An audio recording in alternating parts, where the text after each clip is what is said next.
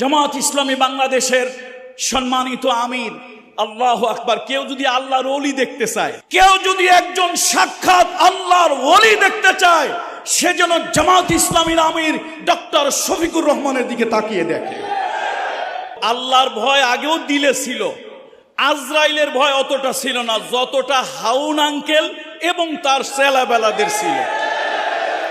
এখন মাশাআল্লাহ হাউন আঙ্কেল নাই, ডিজিএফআই, এনএসআই, এসবি নাই।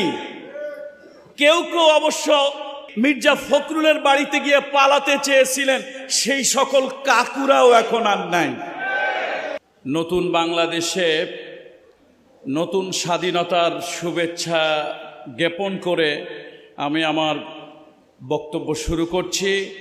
ওলামায়ে কেরামদের সাথে ভবিষ্যৎ করণীয় বিষয়ে মত বিনিময়ের উদ্দেশ্যে শহীদি কাফেলা সারা বিশ্বের মধ্যে সুশৃঙ্খল সংগঠন এবং ইসলামী আন্দোলনের পুরোধা সংগঠন বাংলাদেশ জামাত ইসলামী ঢাকা মহানগরী উত্তর কর্তৃক আয়োজিত আজকের এই ওলামায়ে কেরামদের মহতী সম্মেলনের সম্মানিত সভাপতি, সম্মানিত প্রধান অতিথি এবং আকাশের নক্ষত্র তুল্য আমার সামনে অডিয়েন্সে বসে আছেন যে সকল সম্মানিত ওলামায়ে কেরাম, আমাদের ওস্তাদ ডক্টর আনামা রশিদ আহমদ। আমরা ইতিপূর্বে এর থেকেও বড় বড় দুটি প্রোগ্রাম শেষ করে আপনাদের তৃতীয় প্রোগ্রামে আসলাম। ওস্তাদ আবেগ আপ্লুত হয়ে বলছিলেন, জনতার উপস্থিতির ঢল দেখে ওস্তাদ আবেগ আপ্লুত হয়ে যাচ্ছিলেন, আমিও আবেগ আপ্লুত হচ্ছিলাম। সত্যি মনে হচ্ছে প্রাণ ভরে যেন নতুন করে নিঃশ্বাস নিতে পারছি। তার কারণ হলো আমাদের আল্লাহর ভয় আগেও দিলে ছিল, আজরাইলের ভয় অতটা ছিল না যতটা হাউন আঙ্কেল এবং তার ছেলেবেলাদের ছিল। এখন মাশাআল্লাহ হাউন আঙ্কেল নাই, ডিজিএফআই, এনএসআই, এসবি নাই। কেউ কেউ অবশ্য মির্জা ফখরুলের বাড়িতে গিয়ে পালাতে চেয়েছিলেন, সেই সকল কাকুরাও এখন আর নাই। আল্লাহ তাআলার কাছে শুকরিয়া আদায় করছি, এ বিজয়কে ধরে রাখতে হবে।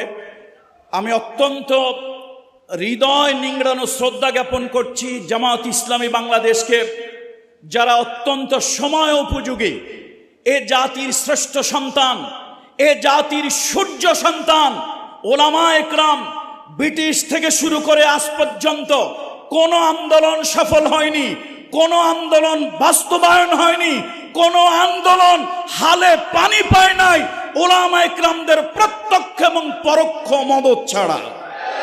সুতরাং জামাত ইসলামী বাংলাদেশের সম্মানিত আমির, আল্লাহু আকবার। কেউ যদি আল্লাহর ওলি দেখতে চায়, কেউ যদি সাক্ষাৎ আল্লাহর ওলি দেখতে চায়, কেউ যদি একজন সাক্ষাৎ আল্লাহর ওলি দেখতে চায়, সেজন্য জামাত ইসলামীর আমির ডক্টর শফিকুর রহমানের দিকে তাকিয়ে দেখে।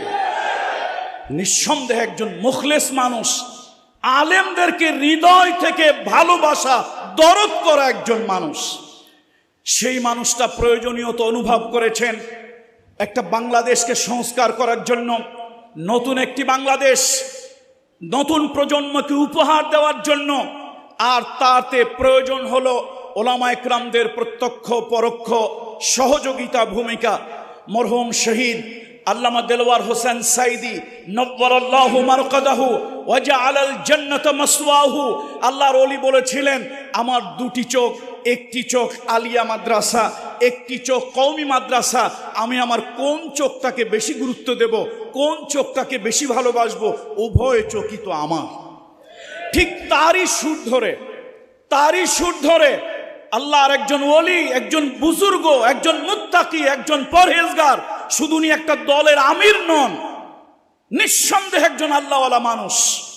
ডক্টর শফিকুর রহমান তিনিও বলেছেন, তিনি আমির হওয়ার পরই বাংলাদেশের আলিয়া, কওমি, পীর, মাশায়েখ, বিভিন্ন ওলামায়ে কেরামদেরকে দুর্দিনে দুঃসময়ে ডেকে ডেকে ঘন্টার পরে ঘন্টা তিনি মিটিং করেছেন, তাদের মতামত নিয়েছেন এবং আক্ষেপ করে বলেছেন, আমি আলিয়ার কওমির ভেদাভেদের দেয়ালটা ভেঙে দিতে চাই। সুতরাং আসুন ওলামায়ে কেরাম আপনাদেরকে প্রত্যক্ষ ভূমিকা নিতে হবে। এখন আর ঘরে বসে থাকলে চলবে না। দেখুন ইউসুফ আলাইহিস সালাম যখন তার ভাইরা তার চরিত্রে কলঙ্ক দিয়েছিল, সে চোর, তার হাত খারাপ, সে গোলাম, স্বভাব খারাপ, এগুলা সব হচ্ছে ইউসুফ আলাইহিস সালামের ব্যাপারে ডাহা মিথ্যা কথা। তিনি যখন গায়াবাতিল জুব্বে সেই কুয়া থেকে তাকে উঠানো হলো, ইউসুফ আলাইহিস সালাম একটা চরিত্রে একটা বিভূষণে বিভূষিত ছিলেন না। তারপরে তিনি চুপ করেছিলেন কেন? জালিম ছিল 10টা আর মজলুম হকের পক্ষে ছিলেন একজন। ইউসুফ আলাইহিস সালাম চিন্তা করেছিলেন, আমি যতই হকের উপরে থাকি, আমি একজন একটা কণ্ঠে শাউটিং করলে, চিৎকার দিলে বেশি দূরে যাবে না। 10টা জালিম মিথ্যা বলবে, ডাহা মিথ্যা বলবে, এরপরে 10টা জালিম শাউটিং করলে তাদের আওয়াজ দূরে যাবে। তিনি চুপ করেছিলেন। আবার ওই ইউসুফ আলাইহিস সালাম চুপ করে থেকেও তিনি যখন মিশরের বাদশার একান্ত সান্নিধ্যে গিয়েছিলেন, তখন তিনি কি বলেছিলেন? আমাকে রাষ্ট্রের এই গুরুত্বপূর্ণ পদে দায়িত্ব দেয়া হোক, ইন্নী হাফিজুন আলিম, আমি হেফাজতকারী এবং আমি অভিজ্ঞ। তার মানে এখন জাতির স্বার্থে, দেশের স্বার্থে, ভবিষ্যৎ সংকট থেকে উত্তরণের স্বার্থে তাকে পদ পদবি চেয়ে নেওয়া দরকার। সুতরাং আসুন, এখন সময় এসেছে এ জাতিকে দিক নির্দেশনা দেওয়ার জন্য, এ জাতিকে ভবিষ্যৎ দেখানোর জন্য আমাদের ওলামা একরামরা ক্ষমতা আমাদেরকে নিতে হবে। ক্ষমতা কেউ আমাদেরকে দিবে না, আর সেটা জনগণের মন জয় করে, আমাদের জনগণের মন জয় করে নিতে হবে। ইতিমধ্যেই দেখতে পাচ্ছি এক স্বৈরাচারকে হটিয়েছি, আবার সেই আরেক স্বৈরাচারের প্রেতাত্মারা বিভিন্ন জায়গায় দখল বাণিজ্য, চাঁদাবাজি বিভিন্ন ধরনের শুরু করে দিয়েছে। সুতরাং এক স্বৈরাচার হটিয়ে আমরা আরেক স্বৈরাচারের দিকে যাব না। ওলামা একরামদের ঐক্যবদ্ধ হতে হবে, সীসা ঢালা প্রাচীরের মতো হতে হবে, এবং আমরা ঐক্যবদ্ধভাবে এর জাতিকে আগামী দিনে কিছু একটা দিতে চাই। আল্লাহ তাআলা আমাদেরকে সেই তৌফিক দান করুন।